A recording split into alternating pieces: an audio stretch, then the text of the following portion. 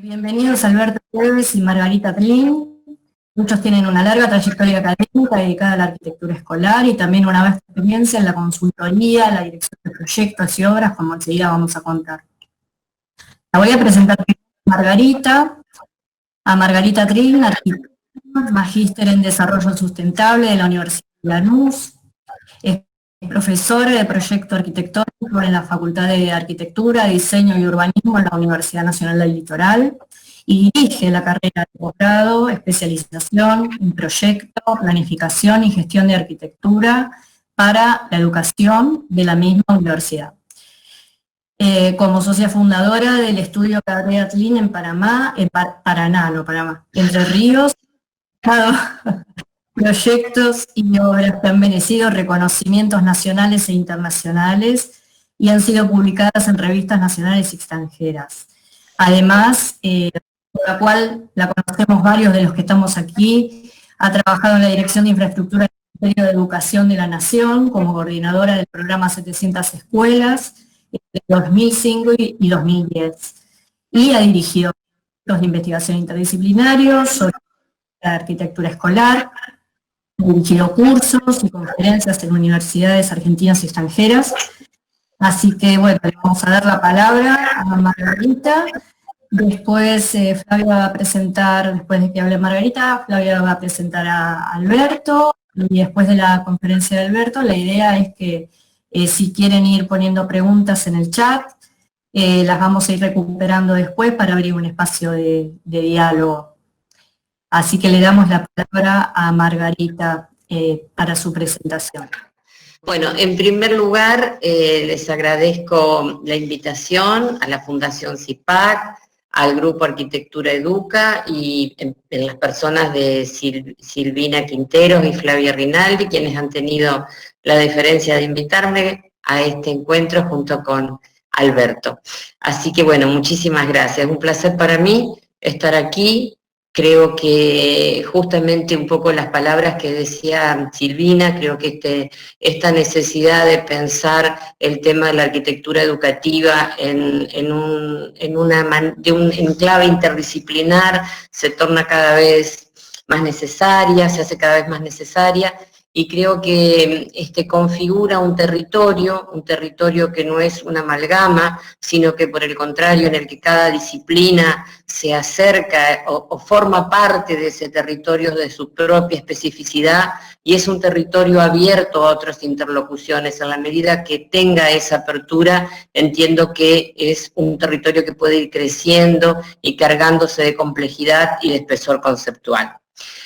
En este orden, en mi exposición voy a centrarme en la condición del proyecto, un poco pensando también en este encuentro que compartimos con Alberto, que Alberto lo va a hacer más desde un lado más cercano al planeamiento. Un poco como sintetizó Silvina, bueno, este es un tema apasionante, creo que todos los que estamos aquí de alguna u otra forma participamos de esa pasión en los terrenos en los que nos toque actuar, en lo público, en lo privado, en la educación, en la universidad, y me ha tocado la suerte de trabajar en distintos lugares, tanto en lo público como en lo privado, y hoy quería compartir con ustedes un poco estas experiencias arquitectónicas en clave proyectual y pedagógica, particularmente a partir del proyecto y que he realizado dentro del estudio Cabrera Trin, como mencionaba Silvina en la presentación. Como primera cuestión voy a contarles un poco de dónde vengo, más allá de que he trabajado mucho en Buenos Aires. Yo resido en la ciudad de Paraná, Entre Ríos, y trabajo en donde tengo mi estudio, y trabajo también en la Facultad de Arquitectura, Diseño y Urbanismo de la Universidad Nacional del Litoral, donde tengo la cátedra de proyecto, ahora dirijo la Secretaría de Investigaciones y dirijo esta carrera sobre la que también me interesa contarles algunas cosas, que es una carrera también pensada en clave interdisciplinar, cuya dirección compartimos con la doctora María Silvia Serra, del campo de la educación de la Universidad Nacional de Rosario. Este es el territorio casi fluvial en el que me inserto.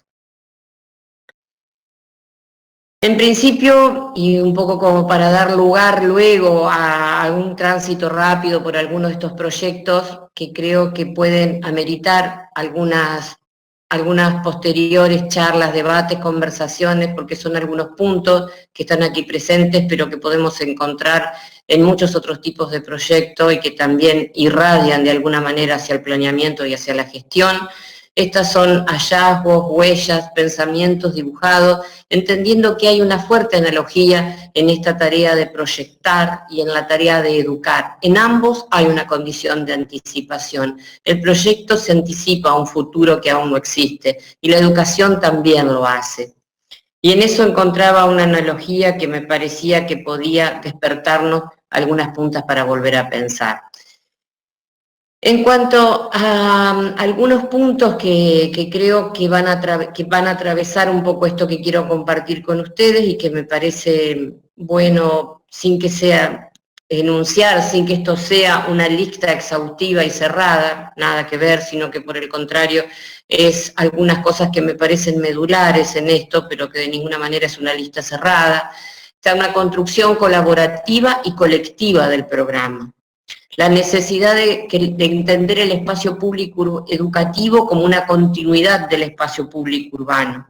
Y en esa continuidad pensar esa categoría de umbral, y agregaría también la de frontera, en tanto territorio particular y cargado de sentido.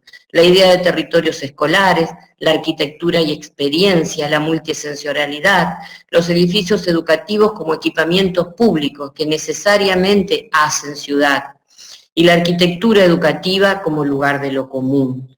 Por supuesto, además, la sustentabilidad y otras cuestiones sobre las que también abordaremos. Algunas obras del estudio que quiero compartir para reflexionar. En este caso, una obra, una escuela normal en una localidad, la localidad de Viale, Entre Ríos, nos llega esta encomienda en un lugar en las afueras de la ciudad en que también se cumple esta condición de que este equipamiento pasa a ser el equipamiento público de mayor envergadura de esa ciudad, que le da un sentido, que le da una identidad y también lleva una condición de nuevas infraestructuras y de nuevas redes y servicios al lugar en el que se inserta. También es una respuesta a un plan de estudios y a un contexto urbano, pero ese programa fue necesario reeditarlo y pensarlo con las profesores, con las cooperadoras, porque no daba cuenta de toda esa complejidad. Y fue muy rico hacerlo. Y creo que todos salimos mejor de esa construcción colaborativa y colectiva de ese programa. A esta huella preexistente, un jardín municipal construido, hubo que pensar un proyecto que atendiera el nivel primario, secundario y la formación no docente universitaria de una escuela normal, y pensarlo en un clima como el nuestro, un templado, con sus tradiciones y sus patios, y pensar esos patios en ese contexto de urbanidad, en esa plaza que se abre a esas calles que le dan sentido y que configuran una continuidad, una trama que enlaza esos distintos patios para configurarlos con distinto carácter, con distintos sentidos, uno más urbano, más ligado, y hay una imagen de esa plaza, con algunas de las preexistencias que se abren a ese patio, que también forma un espacio que es para la comunidad, para el barrio, o este otro patio que tiene una condición más introvertida, más cerrada, donde dan las aulas especiales, los talleres, que tiene otro carácter y un cuidado por el clima, por esas condiciones que también enunciábamos. Y la arquitectura tiene una gran cualidad, es una formidable herramienta pedagógica, y en el proyecto, en los espacios que podamos llegar a diseñar como tales, podemos enseñar muchas cosas. El paso de la luz, una luz filtrada, que es una luz reflejada en una rampa que configura también parte de esa trama de espacios en este gran patio cubierto, en la que también los chicos aprenden dimensiones, sentidos, experiencias. O esta otra, una escuela técnica en otra capital, en otra ciudad de provincia de Entre Ríos, en la que también se configura un programa distinto a partir de un trabajo colaborativo con las entidades que quieren y necesitan esta escuela, pensando en que es una escuela media, en que asisten adolescentes y jóvenes, y es que es necesario, preciso tal vez, pensar otros modos de gestión, otros modos de pertenencia y de apropiación de estos espacios. Entonces, surge este proyecto de una escuela que también juega un rol importante, predominante en lo público, en esa condición de generar espacios posibles de apropiarse por el barrio, por los jóvenes, en horarios extraescolares, pero también en la definición interna de sus espacios, en su posibilidad de crecimiento que están allí en esos espacios que se adicionan en amarillo en la imagen. También pensar en que es posible que hayan algunos otros modos de gestión de estos espacios. Entonces, dejar de lado algunas cuestiones más tradicionales, como es el aula fija por sección, y pensar que tal vez sea posible pensar en un esquema de gestión departamentalizada por áreas, en que los alumnos se sientan partícipes de todo este edificio, que ya no están solo en el aula o en el taller, que ocupan todos los lugares en todos los momentos del día, y que también los profesores pueden tener esa posibilidad de ocupación y de lugar. En los patios, en los ingresos, en esa condición de umbral, de espera, de llegada, que da identidad y representatividad a este lugar, a este ágora para el pueblo y para los chicos, en esa escalera grada que permite sentarse y avanzar y estar muy cerquita de la cantina, en una escuela en que los chicos van a permanecer gran parte del día. La cantina tiene un rol protagónico, considerando que van a estar un montón de horas, y es un lugar donde también se puede aprender. Y todos estos espacios, estas galerías, esas rampas, esos lugares que aparentemente no tienen un destino a priori, hoy más que nunca, en este escenario pandémico o post-pandémico, adquieren un protagonismo medular, porque es allí donde otros agrupamientos pueden ser posibles. Es ahí donde pequeños grupos de jóvenes con profesores pueden distribuirse por todo el edificio escolar y configurar ámbitos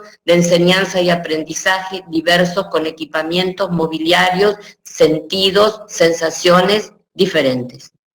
O en esta otra obra, ya para un contexto universitario, que es la Facultad de Ciencias de la Educación de la Universidad Nacional de Entre Ríos, en la ciudad de Paraná, en la que esta obra se constituye también en una elaboración de programa con las autoridades de la facultad, entendiendo que era necesario un lugar que pudiera acontecer algunas condiciones más de reunión general, como puede ser un auditorio y aulario, y en un contexto que es la Plaza de los Museos, donde ahí aparece en la vista el Museo de Bellas Artes, con una arquitectura mucho más tradicional y clásica, cercano a un Automóvil Club de Vilar, en el que ya nos acercamos a una arquitectura más de vanguardia, más cercana a nuestro tiempo, pero que también constituyó una identidad nacional, ya que se construyeron con muy buena calidad arquitectónica en todo nuestro país. En este particular contexto se inserta nuestro edificio en un lote muy pequeño de 10 por 30, o sea, una gran pretensión programática en un lote muy pequeño, en realidad en una L, como se observa en la imagen superior, que tenía un frente por Buenos Aires, pero que salía a Avenida Rivadavia. Entonces se hace un programa que involucra a la Facultad de Ciencias de la Educación y también a la Facultad de la Comunicación, pensando en ¿qué? Pensando en una idea de calle, en una idea de urbanidad, en esto que enunciaba en un comienzo, que hay un espacio urbano, pero que hay un espacio urbano que se completa, que cobra sentido, que adquiere singularidad, peso, en la medida que se introduce en nuestro edificio. Y ahí constituye una calle que no solamente se plantea en horizontal y en esa L, en que esas flechas en rojo indican que se podría continuar en un lote en el que aún no se ha comenzado esa obra, pero que es posible hacerla. Y también se sigue constituyendo en una espiral ascendente en los pisos superiores, donde de una manera casi escultórica, tratamos de configurar espacios por donde ingrese la luz, y el hormigón se convierte en un elemento decisivo, ya que nos permite en su maleabilidad, en su plasticidad, robar esos espacios, esos intersticios, a esos lotes vecinos que pertenecen a la Facultad de Ciencias de la Educación, o en otros en que con habilidad de gestión se pudo lograr una posibilidad de vistas. Entonces, esas vistas nos permiten atrapar la luz, llevarla a los pisos inferiores, avanzar en ventanas, vistas que se abren al contexto urbano, que es en definitiva la cualidad intrínseca de un espacio universitario, ser parte de esa ciudad, ser parte del espacio cívico. Y en esos planos que avanzan, en esas aulas que se expanden sobre esos balcones, en las vistas hacia nuestra ciudad, hacia la plaza, hacia las iglesias, que nuestra condición de barranca nos permite y habilita en una vista de lejanía. Y en otras obras, en otros concursos que son parte de nuestro quehacer proyectual y en el que siempre estamos inmersos y aceptamos este desafío, uno de ellos, que me pareció interesante traer aquí, un concurso de un centro educativo cultural en la ciudad de Diamante, Entre Ríos, en la que también esta condición de equipamiento público, de edificio cultural, en un programa híbrido que contiene no solamente el programa educativo de la UADER, Universidad Autónoma de Entre Ríos, y la escuela de música, y una escuela de destreza, circo y otro tipo de cosas, sino algunas preexistencias. Hay una huella que se reescribe, se refunda, se respeta, pero se altera manteniendo escala, considerando esas vistas de las que hablaba recién, porque también la ciudad de Diamante, en su accidentado terreno, en su condición de cuchilla, lo permite y nos permite vistas,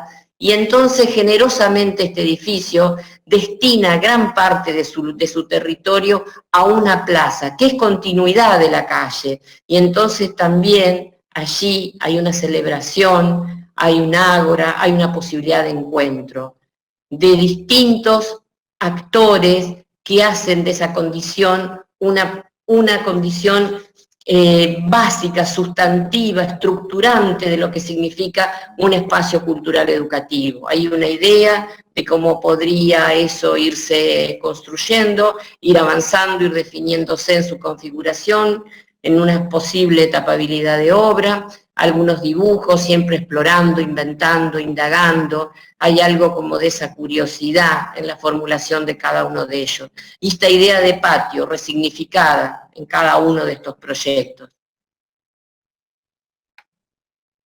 Este es el patio que se abre, que permite esa relación comunitaria, educativa, cultural, un gran ágora para todos ellos. Aquí también otras vistas, otras condiciones, indagaciones sobre posibles resoluciones del auditorio, estructura, materialidad, soluciones de lenguaje, arquitectura frente al clima. Y otra obra, una escuela secundaria en un barrio de viviendas sociales en la ciudad de Paraná, una escuela parroquial, pero una escuela que tiene un alto compromiso con el lugar en el que se inserta, en esa mancha cuadrada más grande, amarilla. Allí está la escuela primaria, en un lote que quedó, un remanente de esa barriada, y hoy la necesidad de dar contención a los jóvenes del barrio, y un lote que se consigue de una donación, un lote también largo y estrecho, pero con salida a 2 calles y frente a una plaza. Y entonces ahí también, 2 cosas. Por un lado, extraer de esa condición, de ese contexto de inserción, la mayor cantidad de posibilidades, hacer de ello una oportunidad y tejer espacio público, en tanto en horizontal como en vertical, y hacer de la plaza un ámbito también de llegada, un umbral ciudadano, en que vecinos y estudiantes puedan llegar a encontrarse. Entonces, en ese lote tan pequeño o tan estrecho, encontrar la forma de poder dar respuesta a esta necesidad acuciante de contar con espacio para la educación secundaria de estos adolescentes y jóvenes. Espacios con un grado de indeterminación importante, dúctiles, que puedan ser reconfigurados, que que configuren un sentido de pertenencia en estos actores claves que son los jóvenes. Y ahí la plaza se expande como parte ineludible de esa escuela, y hay algunas imágenes de las posibilidades de esas transparencias en horizontal y en vertical, de los patios que se relacionan. Y hoy miraba estas imágenes y pensaba que más que nunca esos espacios de encuentro son cada vez más vitales. Y hay una cierta contención también, porque una escuela la requiere en su mismo origen y en su misma razón de ser. Requiere una contención para encontrarse en su esencia, en su sentido, pero también requiere de esa expansión, de esa transparencia. Aquí algunas de las imágenes posibles, también ese terreno que se quita se lleva a la terraza, y es terraza, es vivero, es huerta. Y luego un poquito como para también dar cuenta de alguna cosa que creo que todas estas experiencias que en paralelo fui desarrollando en el estudio, fuimos desarrollando, y en paralelo en la universidad, un poco esto que relataba Silvina al presentarme, en tanto en actividades de extensión de voluntariado universitario, en intervenciones mínimas en las escuelas, pero con gran efecto, en trabajos de investigación, en articulaciones pedagógicas y arquitectónicas, en pedagogías innovadoras, como escuelas no graduadas, escuelas de alternancia, escuelas itinerantes, o sea, todo aquello que quiebra dos condiciones muy fijas como son una regularidad de los tiempos y una determinación de agrupamientos y por tanto de espacios. Y todo esto fue dando a su vez, sedimentando en cursos de posgrado, y en la formación de un equipo interdisciplinario, en una red que se empezaba a conformar con la Universidad Litoral, con la Universidad de Rosario, con la General Sarmiento, con otras de otros países vecinos, como Uruguay, Colombia, Chile y otras más, en el que íbamos encontrándonos arquitectos, pedagogos, cientistas sociales, entendiendo que para abordar el tema de la arquitectura educativa en la complejidad del momento en que nos toca, con la cantidad de variables y de factores que inciden en él de otro modo hoy, de algunos hemos hablado, como es su necesaria relación con la comunidad, con el lugar en el que se incluye o se inserta, pero también con las tecnologías, hoy desbordados todos en esta condición que nos impone el COVID,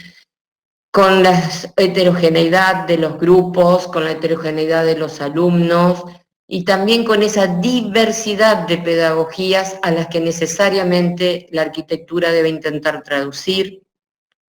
Y en paralelo también experiencias en la gestión pública, en el relevamiento de edificios escolares, que me permitió entender cuál es el sistema educativo argentino, su complejidad, saber que hay casi 40.000 edificios escolares, tal vez más hoy, muchísimos establecimientos, unidades educativas, la variedad de niveles, todas estas cosas que ustedes como expertos dentro de cada uno de estos temas conocen muy bien.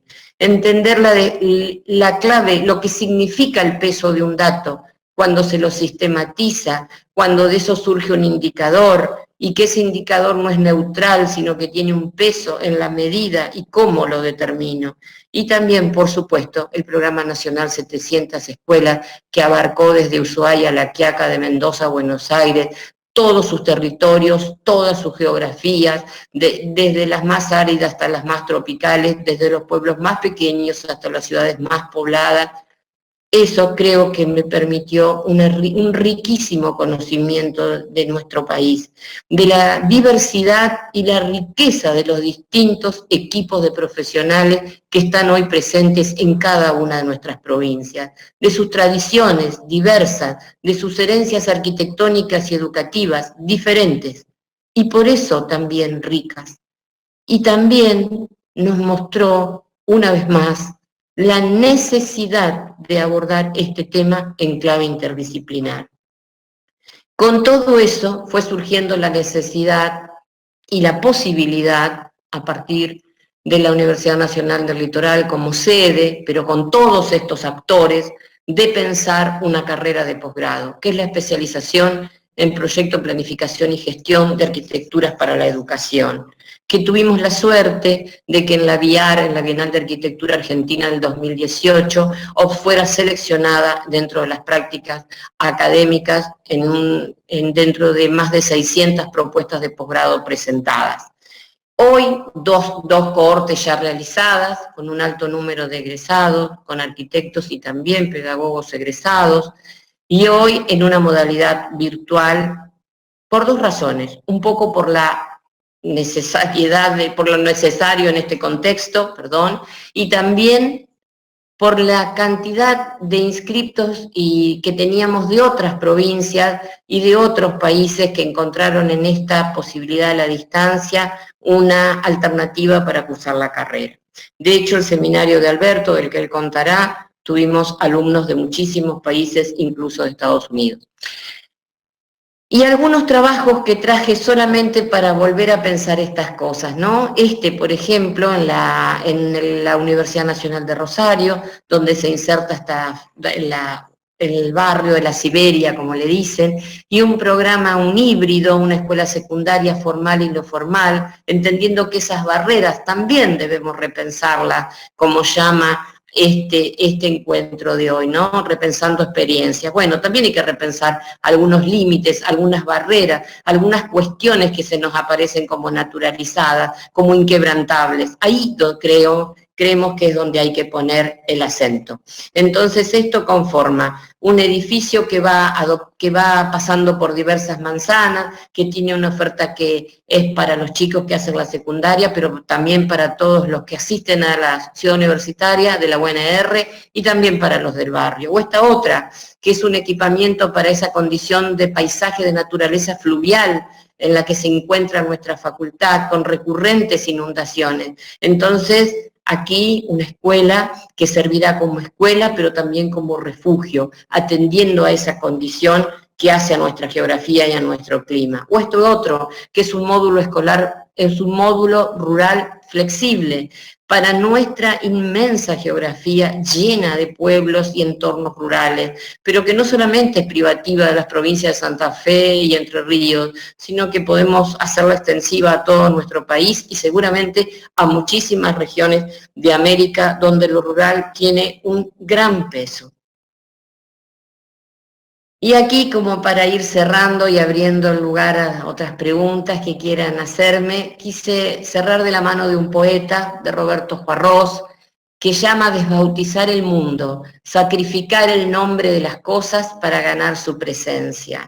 Y me pareció muy lindo, porque creo que por allí está el secreto un poco, ¿no? En no dar nada por naturalizado, en tratar de recuperar esos sentidos olvidados, también de olvidar aquello que se configura en un obstáculo para poder, desde esa condición, abordar esas otras demandas que hoy nos llegan, esos otros deseos, esas otras aspiraciones para hacer de la arquitectura educativa algo potente, algo que en sí misma encierre tal vez, y volviendo a hacer una analogía con alguna cuestión de la educación, esa idea de transmisión, ¿no? En tanto no solo involucra una cuestión de enseñar, sino también involucra algo de magia, de misterio, algo que todavía no sabemos que puede acontecer. Al igual que un educador en la transmisión, al igual que un arquitecto, también como docentes, sabemos que al transmitir hay algo que puede suceder, no sabemos qué, puede o no suceder en el orden en el que lo pensamos, pero irremediablemente, si hay algo ahí de ductilidad, si hay algo de posibilidad, algo distinto puede acontecer. Y para cerrar esas imágenes de nuestros alumnos de la facultad, con otros alumnos de una escuela secundaria, construyendo un aula abierta, hoy más vigente que nunca. Muchas gracias. Gracias, Margarita. Hermosa e interesantísima tu presentación y la verdad es que has tocado puntos que me fui anotando para volver en cuanto terminemos las presentaciones. Y ahora tengo el gusto de presentarles a Alberto Treves, Alberto Treves es un arquitecto que está especializado en espacios de la educación, tiene proyectos realizados en América, en África, en Medio Oriente y en Europa del Este.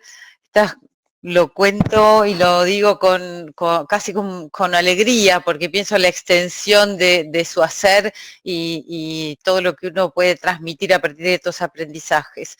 Es arquitecto de la Universidad de Buenos Aires y certificado en planeamiento de edificios educativos en la Universidad de California y miembro del Consejo Internacional de Planificación Físico-Educativa. Alberto trabaja como consultor y líder de proyectos para arquitectura de la educación y lo ha llevado a colaborar en el Departamento de Defensa de Trabajo en la ciudad de Washington, el Banco Mundial, el BID, el Banco Africano de Desarrollo y otra cantidad de instituciones nacionales e internacionales que realmente suman a la alegría y al agradecimiento que tenemos de tenerlo entre nosotros hoy, que pueda compartirnos su mirada sobre el planeamiento de la infraestructura educativa.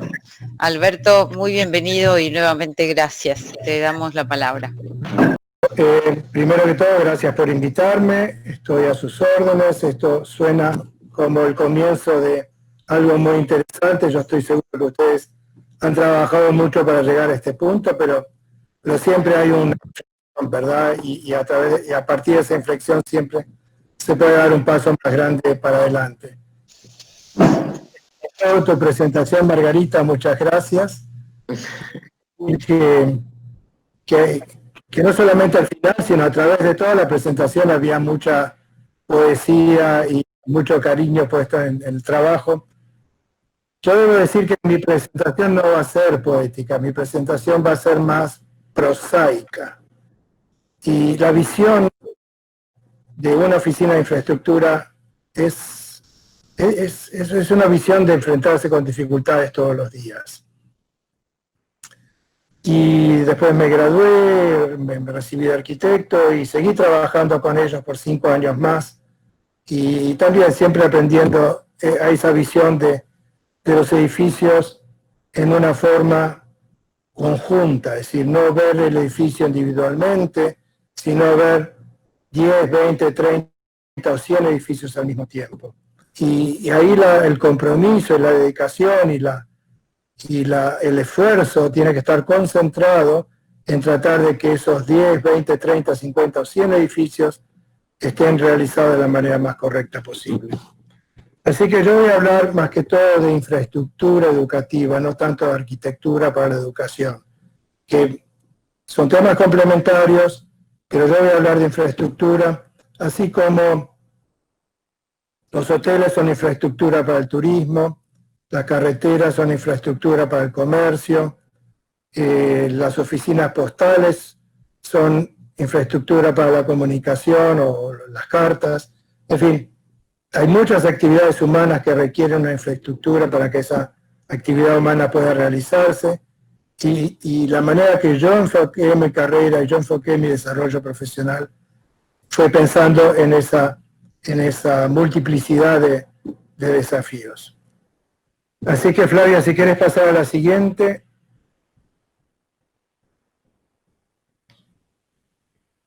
Ok, entonces, unas breves definiciones. La infraestructura educativa es el sustento material para las actividades educativas. Es decir, las actividades educativas necesitan un sustento material, aún a larga distancia. Las concebimos para proteger, facilitar y estimular. Es decir, lo primero que tenemos que hacer es proteger. Y yo quiero dedicarme lo que me queda del tiempo a desarrollar el concepto de plan maestro. ¿Por qué? Porque si no tenemos un plan maestro de infraestructura educativa, es muy difícil que podamos trabajar eficientemente.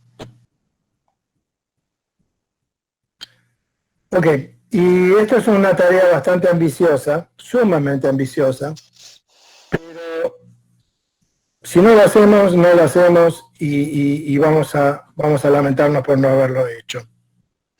y a lo mejor la mitad de los que están escuchando piensa y la otra mitad piensa que soy demasiado radical y no. Lo que yo voy a decir hoy no es para agradar a la audiencia, pero este instrumento rector de infraestructura educativa incluye todas las decisiones de infraestructura educativa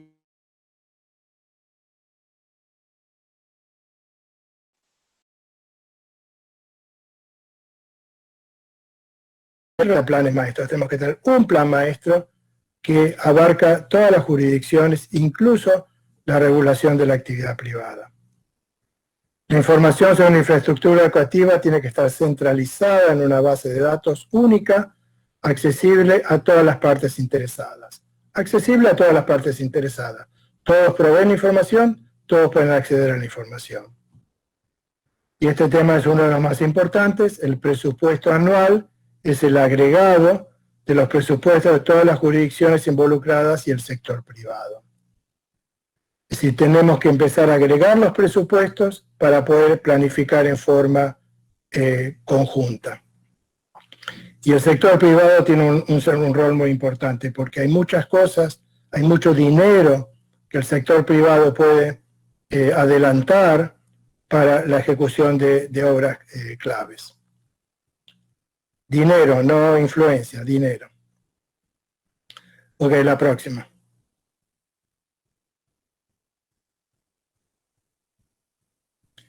¿Qué hacer?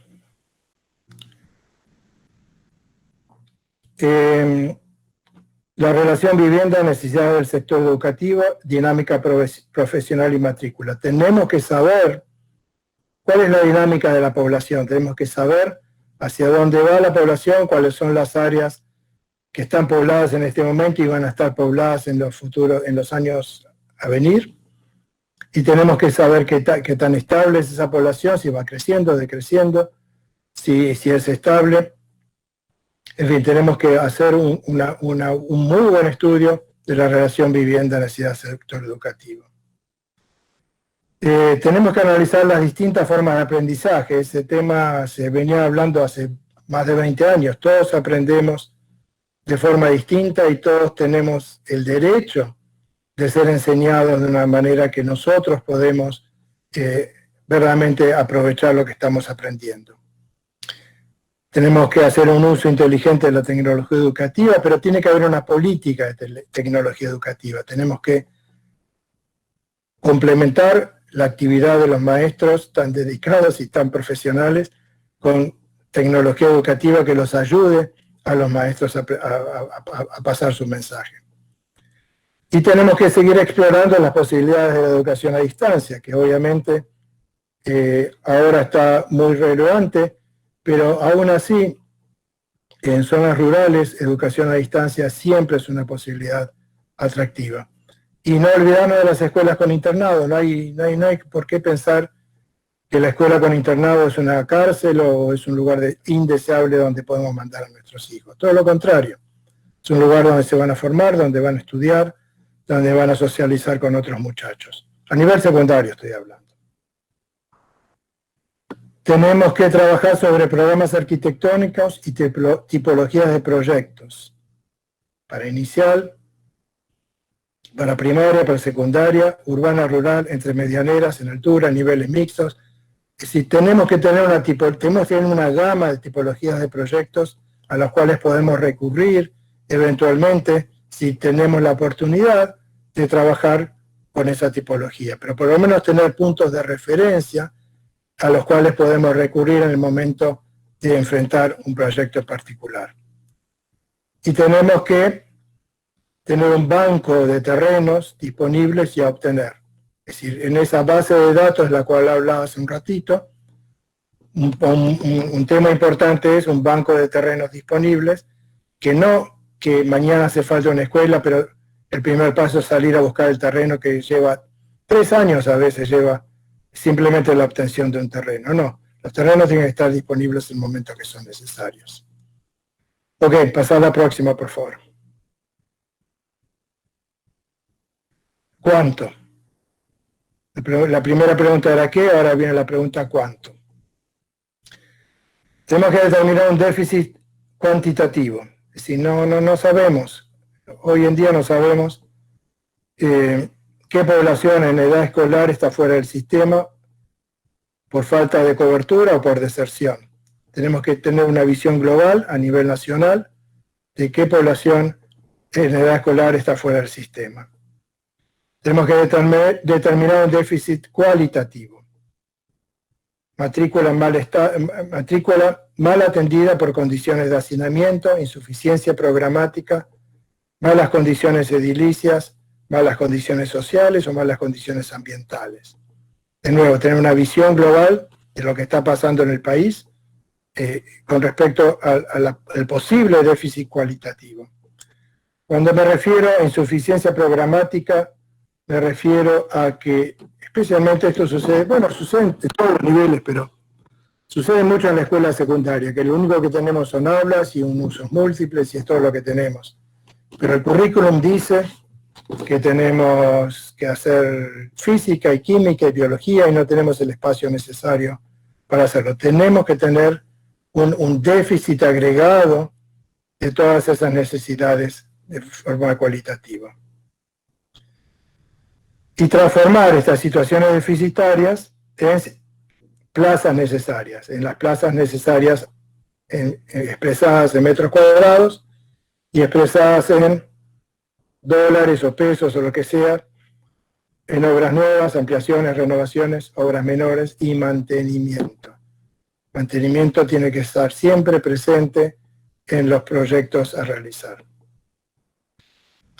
Y separar claramente inversiones de gastos recurrentes. Es decir, inversión es una vez, gastos recurrentes son todos los años que tenemos que estar preocupándonos por mantener ese bien patrimonial que hemos creado, que se llama escuela. Ok, la próxima. ¿Cómo hay que hacerlo? Yo soy de la opinión, y a lo mejor alguien está en desacuerdo, pero lo podemos conversar. Yo soy de la opinión de la planificación centralizada y de la ejecución descentralizada. Y si la planificación centralizada nos ayuda a ver qué es lo que está pasando y asignar las prioridades en función de esa visión que hemos hablado antes de desarrollo económico, desarrollo social y desarrollo territorial. Que si no lo tenemos, lo necesitamos. Y si tenemos que pedirle a nuestros capos, así a los niveles más altos de decisión, cuáles son esas definiciones de política económica, social y territorial que nos van a permitir a nosotros como planificadores de infraestructura física hacer una planificación centralizada y eficiente. Tenemos que usar normas y criterios. Es decir, las normas y criterios pueden ser tan variables como son variables las geografías, tan variables como son las culturas, pero tenemos que tener un cuerpo de normas y criterios con esa flexibilidad que nos permita, de nuevo, así como hablamos hace un ratito de los modelos arquitectónicos, tener las normas y los criterios que nos permiten tener una referencia para diseñar y también para evaluar la infraestructura que tenemos en este momento. Preparar modelos típicos de diseño, participar a las comunidades involucradas en la obtención de información local y en la toma de decisiones. Es decir, ir a las comunidades antes de empezar el proyecto con algunas ideas, no muchas ideas preconcebidas, recabar información, consultar, escuchar, saber qué están pensando y que ellos nos ayuden a nosotros a tomar las decisiones acertadas sobre el proyecto, porque en definitiva todos nosotros nos vamos y ellos son los que se quedan con su escuela. Y, muy importante también, procurar el más alto valor educativo con el menor costo posible en el plazo más breve. Esto es casi de perogrullo, pero tenemos que siempre enfatizar el valor educativo del bien que estamos creando. La próxima.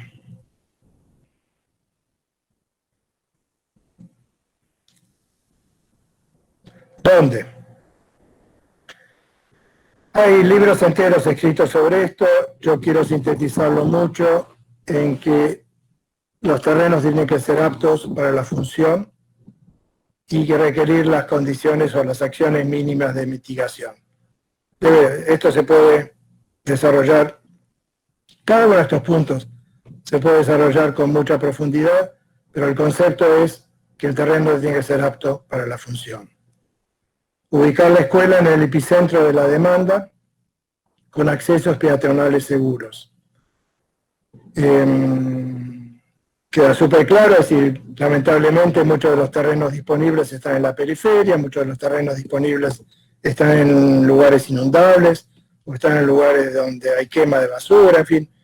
Cuando tengamos un registro de los terrenos disponibles y tengamos una conciencia clara sobre las necesidades a futuro, creo que podemos ubicar estas escuelas en el epicentro de la demanda, es decir, la demanda, el centro de la demanda, con acceso peatonal seguro. No sé si han visto últimamente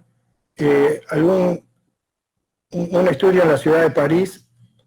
Ellos están tratando de transformar sus barrios en lo que llaman barrios de 30 minutos.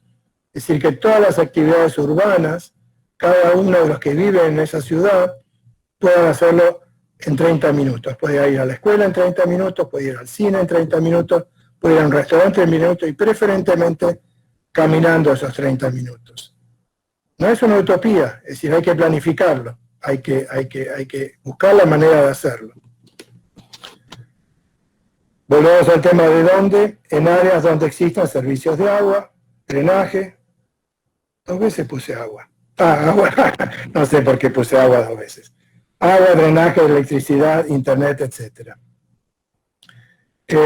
Y sobre este tema también podemos trabajar mucho con las municipalidades. Es decir, hay localidades en el interior del país que simplemente no tienen agua, no tienen cloacas o no tienen drenaje. Trabajar con esas municipalidades y eventualmente, si fuera necesario hacer una subestación eléctrica o hacer un sistema de cloacas en la cual el área educativa pueda colaborar con el área municipal, trabajar en forma conjunta, si no hacer rancho aparte, todo lo contrario, es trabajar en forma conjunta. Cuando sea posible o necesario, colocalizar funciones, escuela-museo, escuela-plaza, escuela-centro comercial. En algunos de los ejemplos que mostró Margarita se ve una escuela abierta hacia la ciudad y yo creo que tenemos que estar lo más abiertos posibles en esas relaciones con otras instancias que existen y que pueden ser altamente beneficiosas para los alumnos. Es decir, siempre pensar en el valor educativo y considerar escuelas con internados. Ok, pasar a la próxima, por favor.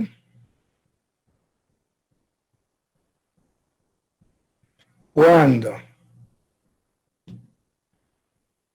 Programar acciones en base a necesidades futuras de inversión, operación y mantenimiento. Sí, siempre tenemos que empezar a mirar hacia el futuro.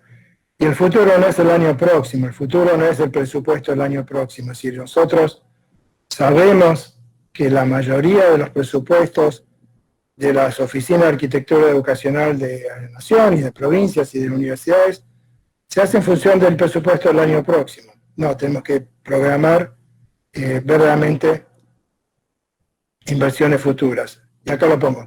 Considerar las variaciones de matrícula con estimaciones a 5 años y proyecciones a 10 años. Si no sabemos cuántos alumnos vamos a necesitar el año próximo, menos sabemos cuántos vamos a necesitar en 5 y menos en 10, pero el ciclo de un proyecto no es menos de 2 o 3 años, así que si la necesidad llega hoy, si la carpeta o la carta llega hoy a la oficina de arquitectura diciendo necesito un proyecto, el ciclo recién empieza y la necesidad es hoy o ayer. Así que tenemos que adelantarnos con estimaciones a 5 y proyecciones a 10. Tenemos que considerar la obsolescencia edilicia, es decir, nuestros edificios se van envejeciendo. Y yo sé que Flavia es experta en en arquitectura histórica, pero las escuelas van envejeciendo. Una cosa es, las escuelas van envejeciendo, van perdiendo su capacidad de cumplir con la función y van siendo límites o limitaciones para su desarrollo, para su valor educativo. Y tenemos que decidir si queremos que el edificio educativo se reemplace en 30 años, se reemplace en 40 años, se reemplace en 50 años. Yo propongo no más de 50. Pero bueno, lo conversamos con Flavia a ver qué ella dice. Y con el tema de cuándo, considerar cambios de contenido, forma de transmisión y administración de la educación. Sí, creo que hay algunos educadores en la audiencia y ellos saben, ustedes saben mejor que nosotros que la educación cambia en los contenidos, cambia la forma de transmisión de los conocimientos y cambia la forma administrativa de la educación.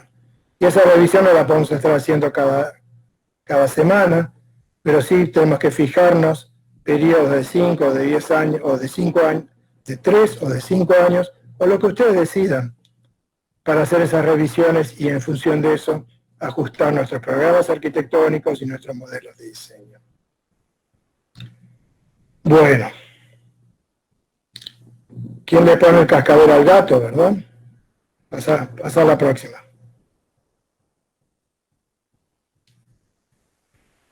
¿Quién? Yo creo que tenemos una gran responsabilidad a nuestro nivel, una enorme responsabilidad a nuestro nivel, a nivel de oficinas de construcciones escolares, tanto nacional como provincial, como municipal, como universitario. Pero parte de esa responsabilidad es coordinación con otras oficinas municipales, provinciales y universitarias, coordinación con áreas educativas de los ministerios de educación. Es decir, hemos descubierto que hay casos en que no hablan por años, no conversan, no saben lo que hace uno y lo que hace el otro. Con las áreas de desarrollo económico, social y regional. Y será cierto, pero a lo mejor no. Hay muy poco diálogo y se producen documentos, y se producen estadísticas, y se producen declaraciones, pero en algún momento hay que juntar toda esa información y transformarla en posibles programas de acción.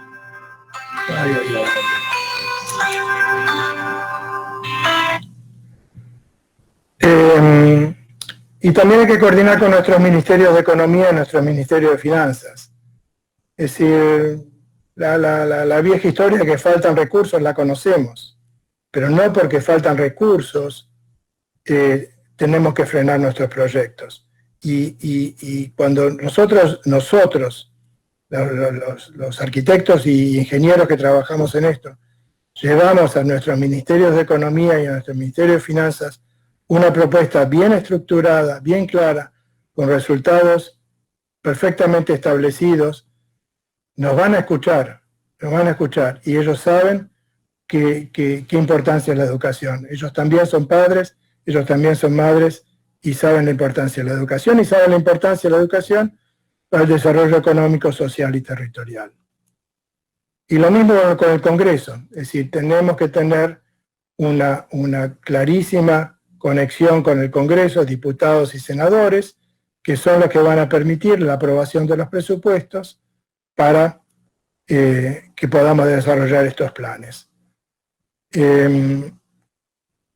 Comunicación bidireccional, es decir, que ellos se acerquen a nosotros y nos digan cuáles son sus prioridades y que nosotros nos acerquemos a ellos y digamos cuáles son nuestras necesidades. Prioridades políticas, necesidades técnicas.